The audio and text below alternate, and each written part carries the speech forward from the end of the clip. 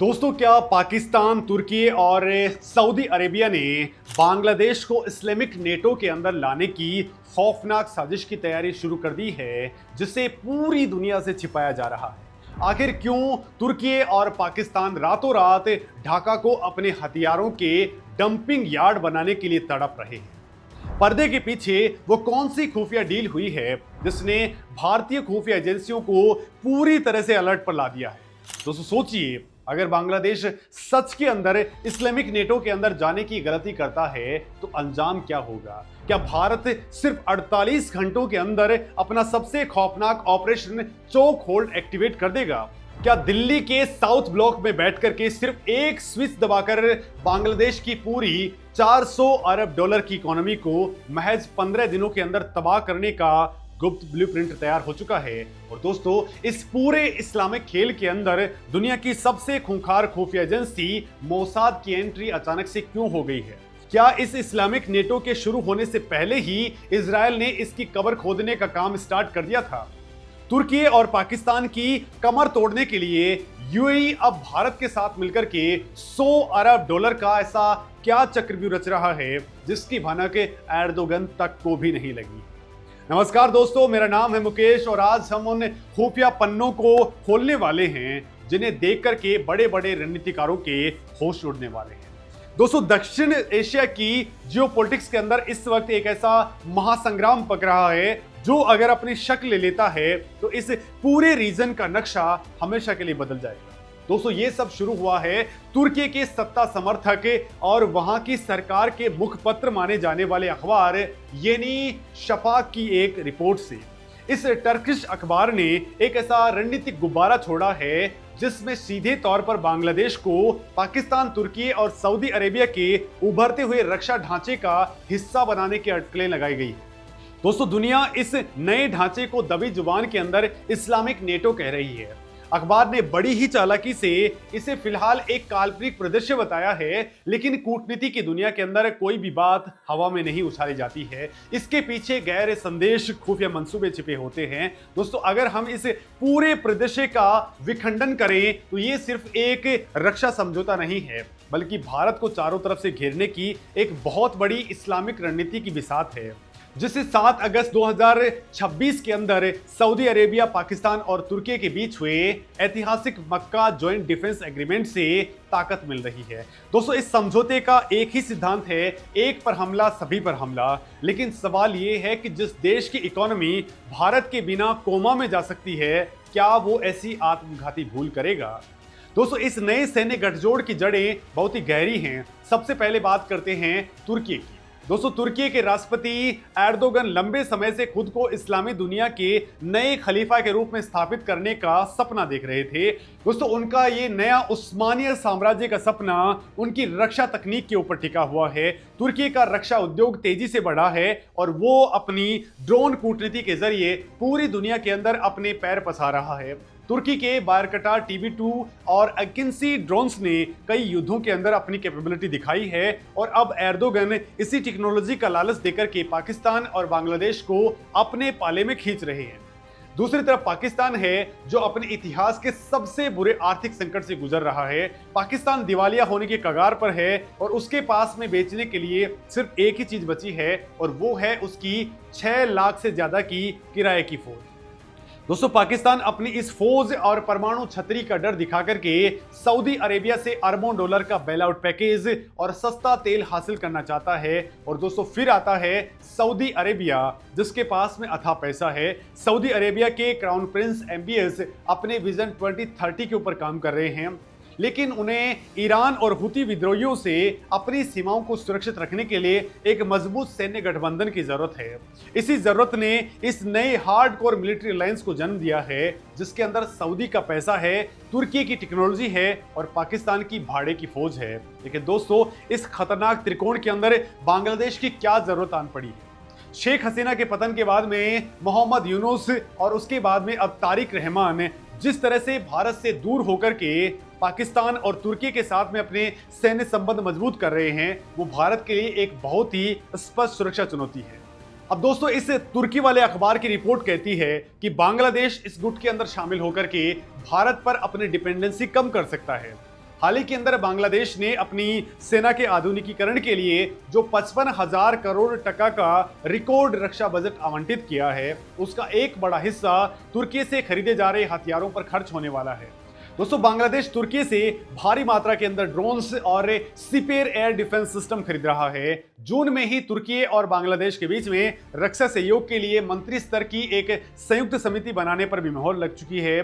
ढाका के अंदर बैठे नए सत्ताधीशों को लग रहा है कि तुर्की की रक्षा तकनीक और पाकिस्तान का सैन्य अनुभव उन्हें एक नई रणनीतिक ताकत देगा। लेकिन दोस्तों, क्या रक्षा खरीद को सीधे तौर पर सैन्य गठबंधन के अंदर तब्दील करना बांग्लादेश के लिए व्यवहारिक रूप से संभव है? तो दोस्तों, इसका उत्तर अर्थशास्त्र और भूगोल के कठोर सत्यों के अंदर छिपा है, जिसे ढाका के अंदर बैठे नीति निर्माता शायद भूल गए हैं। अगर बांग्लादेश इस सो कॉल्ड इस्लामिक नेटो का हिस्सा बनने की जरा सी भी गलती करता है तो ये उसके लिए रणनीतिक आत्महत्या होगी। दोस्तों, फैक्ट्स और आंकड़ों की गहराई में जाकर के अगर हम बात करते हैं तो भारत कैसे बांग्लादेश की रगों के अंदर खून की तरह दौड़ता है। दोस्तों, सबसे पहली और सबसे बड़ी जो हकीकत है वो है भूगोल। जियोपॉलिटिक्स का सबसे बड़ा नियम होता है कि आप अपने दोस्त तो बदल सकते हैं लेकिन अपने पड़ोसी को नहीं बदल सकते। बांग्लादेश तीन तरफ से भारत से घिरा हुआ है। भारत और बांग्लादेश के बीच में 4096 किलोमीटर लंबी अंतर्राष्ट्रीय सीमा लगती है और चौथी तरफ दक्षिण के अंदर बंगाल की खाड़ी है, जिस पर पूरी तरह से भारतीय नौसेना की ईस्टर्न नेवल कमांड का एक छत्र राज है। रणनीतिक और सैन्य नजरिए से देखा जाए तो बांग्लादेश एक तरह से लैंड लॉक्ड कंट्री हो जाता है, जिसका बाहरी दुनिया से जुड़ाव का एकमात्र जमीनी और समुद्री रास्ता भारत की मर्जी और भारत के प्रभाव क्षेत्र से होकर के गुजरता है।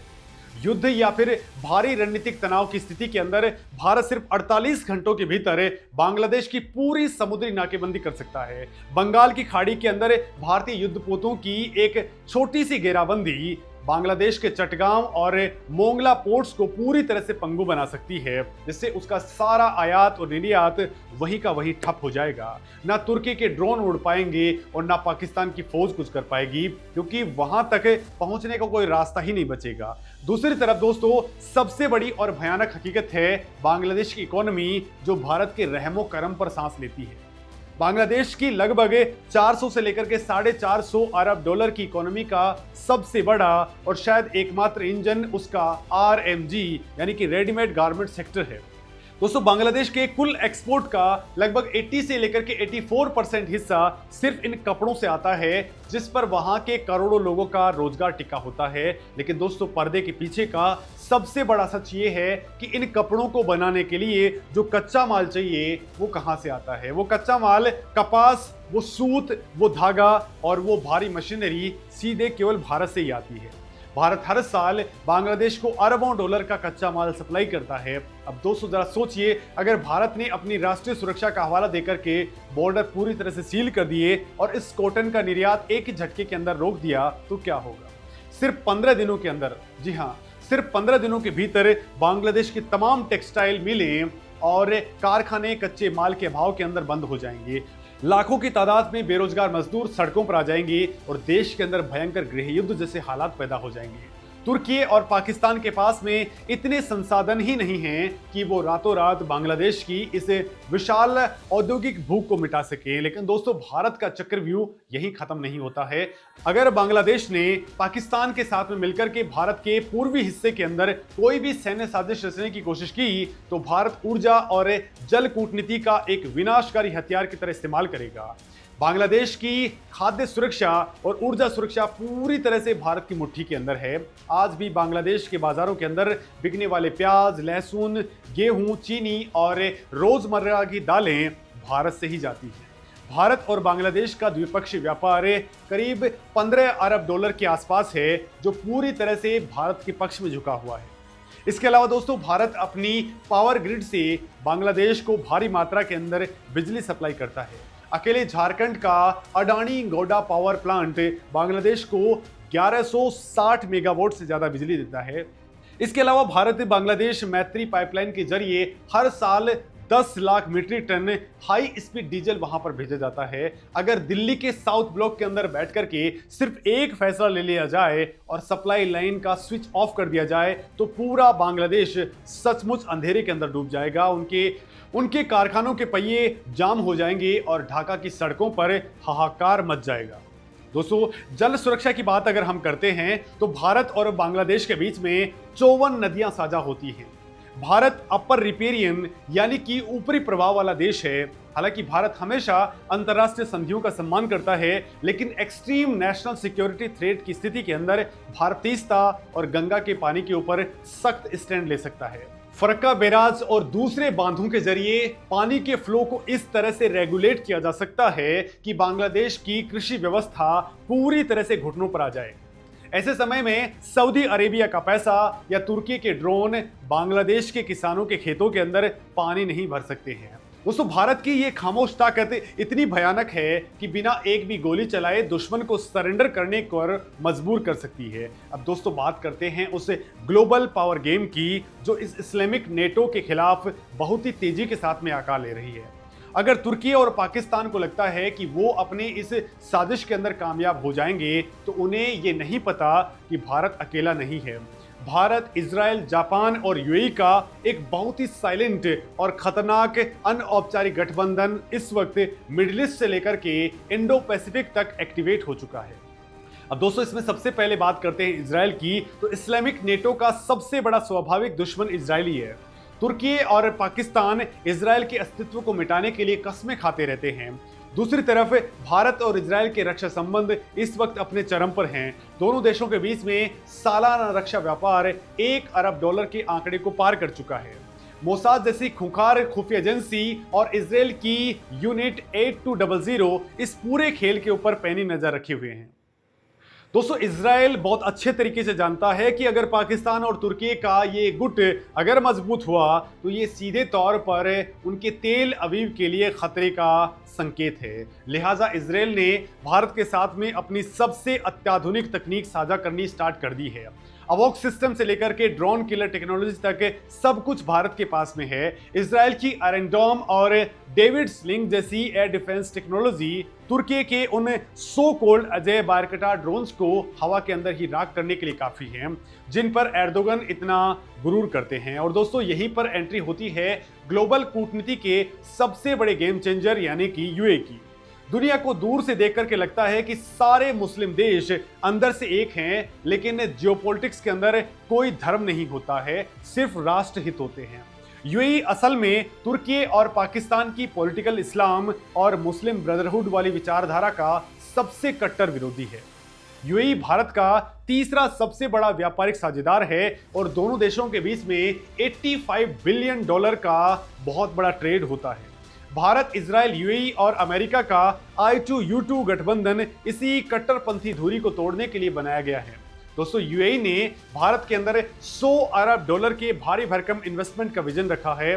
अब दोस्तों, अगर सऊदी अरेबिया किसी भी तरीके से पाकिस्तान के साथ वाले इस रक्षा गुट के अंदर आगे बढ़ा तो यूएई और भारत का ये इकोनॉमिक ब्लॉक मिडिल ईस्ट के अंदर सऊदी के प्रभाव को बैलेंस कर सकता है। दोस्तों, यूएई के पास में इतनी अकूत दौलत है कि वो पाकिस्तान को मिलने वाले किसी भी बेल आउट पैकेज को अंतर्राष्ट्रीय लेवल पर काउंटर कर सकता है और तुर्की की पहले से ही लड़खड़ाती इकोनॉमी को तगड़ा झटका दिया जा सकता है। दोस्तों, इस महासंग्राम के अंदर एक और साइलेंट प्लेयर है जिसकी ताकत को अक्सर अंडरएस्टिमेट किया जाता है और वो है जापान।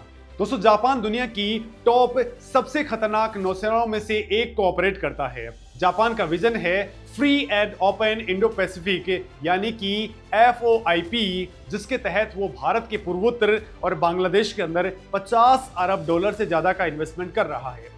दोस्तों, बांग्लादेश का सबसे बड़ा और रणनीतिक डीप सी पोर्ट भी जापान ही बना रहा है। जापान बिल्कुल नहीं चाहेगा कि उसके इस विशाल इन्वेस्टमेंट वाले इलाके के अंदर चाइना के बाद में अब कोई नया कट्टरपंथी तुर्क पाकिस्तान समर्थित बेस तैयार हो। अगर बांग्लादेश इस इस्लामिक गुट की तरफ एक कदम में आगे बढ़ाता है तो जापान रातों रात अपना सारा फंड और तकनीकी समर्थन वहां से खींच लेगा।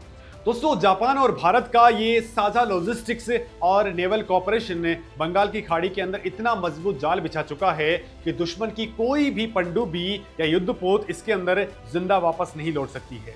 बांग्लादेश की तारिक रहमान सरकार अगर अमेरिका और वेस्टर्न कंट्रीज के सहारे इस खेल को खेलना चाहती है तो उनके लिए एक और बड़ी ये भूल हो जाएगी।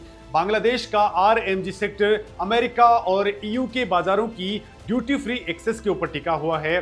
तुर्की की खुफिया एजेंसी MIT और पाकिस्तान की ISI द्वारा बांग्लादेश के अंदर जमाते इस्लामी जैसे कट्टरपंथी समूह को फंडिंग देने की जो रिपोर्ट सामने आ रही हैं, वो अमेरिका से लेकर के पेरिस तक खतरे की घंटी बजा रही हैं। अमेरिका खुद इंडो पैसिफिक रीजन के अंदर चाइना को काउंटर करने के अंदर लगा है। वो कभी भी बर्दाश्त नहीं करेगा कि भारत के पड़ोस के अंदर एक नया इस्लामी मिलिट्री अलायंस खड़ा हो जाए। अगर बांग्लादेश ने हद पार की तो पश्चिमी देश उस पर तुरंत आर्थिक प्रतिबंध लगा देंगे, उसका GSP स्टेटस रातों रात छीन लिया जाएगा। दोस्तों, H&M और ज़ारा जैसे बड़े ग्लोबल ब्रांड्स ऐसे अस्थिर और जिहादी प्रभाव वाली जगह से अपनी फैक्ट्री समेट करके भारत या वियतनाम शिफ्ट कर लेंगे। इसका नतीजा ये होगा कि करोड़ों बांग्लादेशी युवा बेरोजगार हो जाएंगे और देश के अंदर एक ऐसा हिंसक गृहयुद्ध छिड़ जाएगा जिसे संभाल पाना किसी भी सरकार की बस की बात नहीं होगी। असल में दोस्तों, बांग्लादेश के अंदर एक बहुत बड़ा वैचारिक युद्ध चल रहा है। 1971 के अंदर बांग्लादेश का जन्म बंगाली राष्ट्रवाद और भाषा के आधार पर हुआ था, ना कि धर्म के आधार पर। वहां की सेना और नौकरशाही के अंदर आज भी एक बहुत बड़ा वर्ग है जो अच्छे तरीके से जानता है कि भारत से दुश्मनी मोल लेना उनके राष्ट्र के हित में नहीं है। अगर पाकिस्तान और तुर्की का दखल वहां पर बढ़ता है तो 1971 के मुक्ति संग्राम के समर्थकों और इन नए कट्टरपंथियों के बीच में जो खूनी खेल शुरू होगा वो पूरे देश को अफगानिस्तान बना देगा। भारत अपनी खुफिया एजेंसियों और मजबूत कूटनीतिक नेटवर्क्स के जरिए इन धर्मनिरपेक्ष और प्रो इंडिया ताकतों को बहुत आसानी से बैक कर सकता है, जिससे मौजूदा सरकार पर इतना भारी आंतरिक दबाव बनेगा कि उनके लिए सत्ता में टिके रहना इम्पॉसिबल हो जाएगा।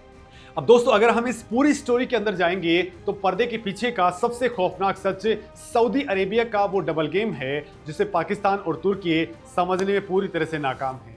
क्राउन प्रिंस MBS बहुत ही स्मार्ट रणनीतिकार हैं। वो असल में पाकिस्तान की फौज को सिर्फ एक किराए के सिक्योरिटी गार्ड की तरह इस्तेमाल करना चाहते हैं। वो उन्हें अपना कोई रणनीतिक या फिर वैचारिक साझेदार नहीं मानते हैं।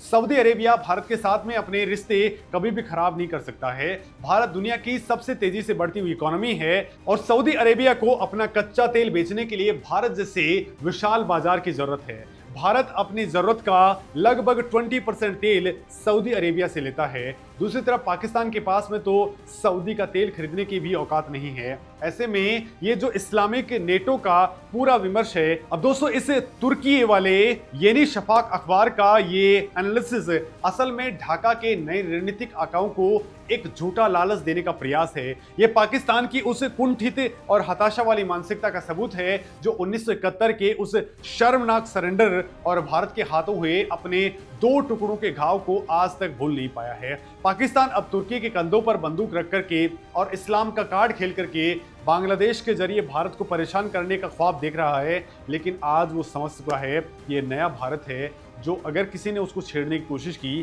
तो छोड़ेगा बिल्कुल नहीं। अब दोस्तों, आपको क्या लगता है, क्या बांग्लादेश इस इस्लामिक नेटो के अंदर जाने की हिम्मत भी कर पाएगा? कमेंट में अपनी बात जरूर लिखें। नमस्कार दोस्तों।